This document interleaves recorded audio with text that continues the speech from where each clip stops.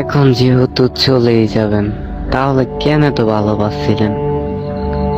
কেন এত আমার জন্য পাগল ছিলেন? এত মায়া বাড়াইছেন? এই যে মাঝপথে বলতেছেন যে আমাকে ছেড়ে চলে যাবেন, একবারও ভাবলেন না আমি মানুষটার কি হবে? এই যে আপনার জন্য এত পাগলামি করতাম, এতবার বলতাম ভালোবাসি, আপনি একটাবার কল না দিলে পাগল হয়ে যেতাম। আর এখন যে আপনি কথা বলবেন না আমার সাথে সারাটা জীবন, তো এখন কিভাবে আমি থাকবো? একটাবারও কি আপনি ভাবছেন? তো অবশেষে মনে করেন যে আমাদের গল্পটাও শেষ হয়ে গেল। আপনি একদিন বুঝতে পারবেন, বুঝলেন যে আমি কি ছিলাম আপনার লাইফে। হয়তো সেটা অনেক দেরি হয়ে যাবে। আচ্ছা, সমস্যা নাই, যেহেতু আপনিই ছেড়ে চলে যাবেন, তাহলে আমার তো কিছু করার নেই।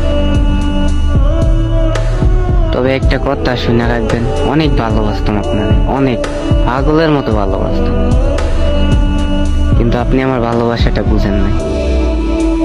আচ্ছা, ভালো থাকবেন আপনি।